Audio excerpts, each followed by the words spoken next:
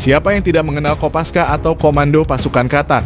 Pasukan ini merupakan sebuah unit khusus yang elit milik TNI Angkatan Laut yang dipersiapkan untuk mendukung pelaksanaan tugas operasi rahasia seperti operasi amfibi, operasi khusus, operasi anti-teror di laut, dan operasi TNI Angkatan Laut lainnya. Pasukan khusus yang memiliki ciri khas mengenakan masker dengan gambar tengkorak manusia ini dibekali kemampuan khusus seperti menjinakkan ranjau, patroli pantai, renang, rintis, penyelaman laut dalam, dan sabotase kapal.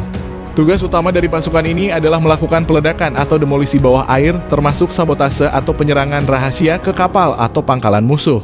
Melaksanakan torpedo berjiwa atau kamikaze, penghancuran instalasi bawah air, pengintaian dan penyiapan pantai pendaratan untuk operasi amfibi yang lebih besar, serta anti-teror di laut atau maritime counter-terrorism. Dalam kiprahnya menjadi salah satu ujung tombak TNI Angkatan Laut dalam menjaga kedaulatan dan keutuhan wilayah negara kesatuan Republik Indonesia. Pasukan khusus yang memiliki semboyan Tan Hana Wigna Tan Sirna yang berarti tidak ada rintangan yang tidak dapat diatasi. Telah banyak menunjukkan aksi-aksi heroik dan berani dalam mengemban tanggung jawabnya meski nyawa menjadi taruhannya. Salah satunya saat terjadi ketegangan antara Indonesia dan Malaysia di Blok Ambalat pada 2005 silam. Saat itu 3 personil dari Satuan Kopaska yakni Serka Ismail dan kedua rekannya dengan tangan kosong berani menghadapi 2 kapal yang dilengkapi dengan persenjataan milik Marine Police Malaysia dan Tentara Laut Diraja Malaysia, yang ternyata sudah dalam kondisi siap tempur yang mencoba mengganggu jalannya pembangunan mercusuar di Karang Unarang, Ambalat. Serka Ismail yang saat itu berhasil menyusup ke salah satu kapal tersebut berhasil memaksa kedua kapal itu untuk meninggalkan perairan Indonesia yang oleh pihak Malaysia diklaim sebagai wilayah mereka. Kisah ini ditulis dalam buku Kopaska, spesialis pertempuran laut khusus yang diterbitkan dalam rangka 50 tahun Kopaska. Seperti apa aksi heroik ketiga prajurit Kopaska itu? Berikut ceritanya. Dikisahkan ketika itu pemerintah Indonesia tengah membangun mercusuar Karang Unarang yang berlokasi di perairan Ambalat, yang nantinya akan menjadi titik pangkal terluar dari batas wilayah negara kesatuan Republik Indonesia. Namun rupanya pembangunan mercusuar tersebut mendapatkan gangguan dari pihak Malaysia yang mengklaim bahwa wilayah tersebut merupakan milik mereka. Mereka pun berusaha menghambat pembangunan mercusuar tersebut dengan mengerahkan kapal milik Marine Police Malaysia dan TLDM Tentara Laut Diraja Malaysia untuk melakukan manuver-manuver yang bisa menimbulkan ombak tinggi sehingga mengganggu proses pembangunan mercusuar tersebut. Tak hanya itu saja, mereka bahkan sempat berlabuh di lokasi pembangunan mercusuar dan melakukan penganiayaan terhadap para pekerja Indonesia. Hal itu pun langsung direspon oleh TNI Angkatan Laut dengan menempatkan satu tim Kopaska dari Sat Kopaska Armada Timur ke lokasi tersebut guna mengamankan proses pembangunan mercusuar, sekaligus melindungi para pekerja Indonesia yang berada di sana. Kehadiran personil TNI AL di lokasi pembangunan mercusuar rupanya tidak membuat 2 kapal Malaysia itu menghentikan aksi intimidasinya terhadap para pekerja Indonesia yang sedang membangun mercusuar. Karena pada 1 April 2005, sekitar pukul 06.00 waktu Indonesia Tengah, kapal-kapal Malaysia itu kembali melakukan aksinya.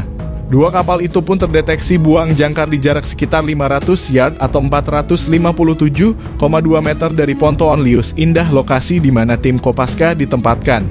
Saat diidentifikasikan, ternyata 2 kapal tersebut milik Marine Police Malaysia dan TLDM atau Tentara Laut Diraja Malaysia. Setelah sekitar 1 jam diamati, kedua kapal tersebut tak juga kunjung meninggalkan lokasi tempat mereka buang jangkar, di mana lokasi tersebut merupakan wilayah perairan Indonesia. KRI Todong Naga 819 berupaya untuk melakukan pengusiran terhadap 2 kapal Malaysia tersebut. Namun upaya tersebut tidak membuahkan hasil. Kedua kapal Malaysia itu tetap berada di tempatnya dan tidak mengindahkan peringatan dari KRI Todong Naga 819. Rupanya diam-diam kondisi ini telah diamati oleh personil Kopaska yang berada di Pontoon Lius Indah dan Tugboat DC-2. Tidak lama berselang dari radio komunikasi DC-2 terdengar panggilan radio Komandan KRI Todong Naga yang intinya adalah permintaan untuk membantu upaya pengusiran. Permintaan ini langsung ditanggapi dengan tegas oleh Serka Ismail, anggota Kopaska yang saat itu berada di anjungan Tugboat. Ia pun langsung melaporkan permintaan tersebut kepada Komandan Tim Kopaska, Letu Laut Berni, dan meminta izin untuk meluncur ke posisi kedua kapal Malaysia tersebut untuk melakukan upaya pengusiran. Permintaan Serka Ismail pun dituruti oleh Letu Berni selaku Komandan Tim dan dibekali 1 perahu karet bermesin, serta didampingi oleh 2 personil Kopaska lainnya, yakni Serda Muhadi dan Klasi 1 Yuli Sungkono. Namun oleh komandan timnya, ketiga personil Kopaska tersebut dilarang membawa senjata apapun agar tidak memicu reaksi kekerasan. Tanpa banyak membuang waktu, Serka Ismail bersama kedua rekannya pun langsung meluncur dengan perahu karet bermotor menuju ke salah satu kapal Malaysia. Begitu mulai mendekati sasaran, Serka Ismail mengambil alih kemudi dan melakukan manuver zigzag dengan kecepatan tinggi untuk menarik perhatian seluruh awak kapal Malaysia yang sudah tampak siaga, sebagai upaya pengelabuan agar ia bisa menyusup ke kapal Malaysia tersebut. Setelah berhasil mengalihkan konsentrasi seluruh ABK Malaysia dengan gerakan perahu karet mereka, Serka Ismail pun mulai menyusun rencana untuk bisa naik ke atas geladak kapal Malaysia tanpa terdeteksi, yaitu dengan cara terjun menjatuhkan diri atau cast dari sisi yang tidak terlihat oleh pihak Malaysia lalu berenang senyap menuju kapal. Untuk memuluskan rencana tersebut, maka kendali perahu pun diserahkan kepada Serda Muhadi sementara Serka Ismail bersiap-siap untuk melakukan penyusupan. Sehingga Serda Muhadi pun sengaja masuk ke sasaran dari arah haluan lambung kiri lalu menuju buritan untuk selanjutnya memutar dengan cepat ke arah haluan melalui lambung kanan. Begitu perahu melewati bagian tangga kapal, Serka Ismail pun diam-diam melompat ke atas geladak kapal Malaysia tersebut. Sementara pada saat yang sama, perahu karet tetap meluncur ke arah haluan dengan cepat. Gerakan itu begitu cepat sehingga membuat ABK kapal Malaysia tidak menyadari akan kehadiran Serka Ismail di atas kapal. Tanpa basa-basi, Serka Ismail pun langsung mendobrak pintu samping kapal.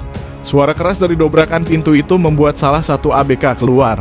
Dengan suara yang lantang, Serka Ismail pun langsung menanyakan keberadaan komandan kapal kepada ABK kapal Malaysia tersebut.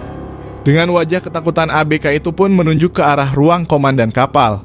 Sebelum bertemu dengan komandan kapal tersebut, Serka Ismail pun sempat meneriaki para ABK kapal Malaysia yang sedang berada di anjungan. Ia pun mempertanyakan tujuan mereka berada di posisi tersebut yang ternyata sedang bertugas mengawasi meriam. Hal itu berarti kapal Malaysia tersebut sudah dalam kondisi siap tempur saat melihat Serka Ismail dan kedua rekannya bergerak dengan perahu karet mendekati kapal tersebut. Tak berapa lama berselang, komandan kapal Malaysia itu pun keluar menemui Serka Ismail. Dengan suara yang lantang, Serka Ismail pun mempertanyakan maksud dan tujuan keberadaan kapal Malaysia yang lego jangkar di wilayah perairan tersebut. Sang komandan kapal itu pun menjawab bahwa keberadaan mereka di perairan Karang Unarang hanyalah sebatas menjalankan tugas. Sebuah jawaban yang normatif dari seorang aparat negara. Lantas Serka Ismail pun meminta komandan kapal Malaysia itu untuk segera menarik jangkar dan segera pergi dari wilayah perairan tersebut. Ia pun mengancam jika peringatannya tidak diindahkan maka ia akan memutuskan rantai jangkar kapal tersebut dengan cara meledakannya. Melihat apa yang telah ditunjukkan oleh ketiga personil Kopaska yang dengan tangan kosong tanpa sepucuk pun senjata berani mendekati kapal mereka.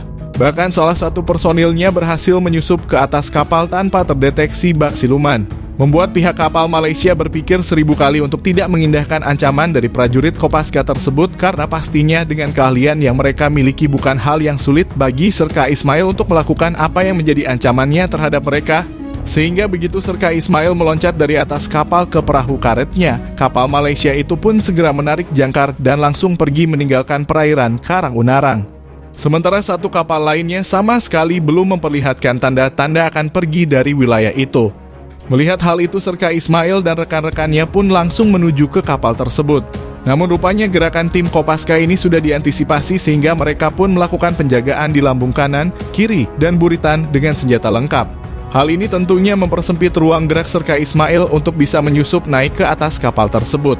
Serka Ismail dan kedua rekannya pun tak kehabisan akal, mereka kemudian merapatkan perahu karet ke rantai jangkar kapal Malaysia yang sedang dilegokan itu. Lantas Serka Ismail pun menggoyang-goyangkan rantai jangkar tersebut sambil berteriak mengancam akan memutuskan rantai jangkar tersebut dengan meledakannya jika mereka tidak pergi. Tak lama kemudian kapal kedua itu pun meninggalkan wilayah perairan Karang Unarang dalam kondisi ketakutan. Setelah melakukan pengawasan sejenak, Serka Ismail dan kedua rekannya pun kembali ke posnya di Ponton Lius Indah. Berkat aksi heroik ketiga prajurit Kopaska tersebut, pembangunan mercusuar pun berjalan lancar hingga selesai. Mari kita doakan bersama semoga para kesatria bangsa penjaga kedaulatan dan keutuhan wilayah negara Kesatuan Republik Indonesia baik darat, laut, dan udara senantiasa selalu diberikan kesehatan, kekuatan dan keberanian dalam menjalankan tugas mulianya menjaga kedaulatan negara dan melindungi segenap bangsa dan seluruh tumpah darah Indonesia dari berbagai ancaman baik dari dalam maupun luar negeri. Terima kasih sudah menonton. Jangan lupa like dan subscribe untuk mendapatkan update video terbaru kami dan bagikan video ini kepada rekan dan sahabat untuk saling berbagi kisah-kisah inspiratif para bayangkari negara Indonesia yang sama-sama kita cintai.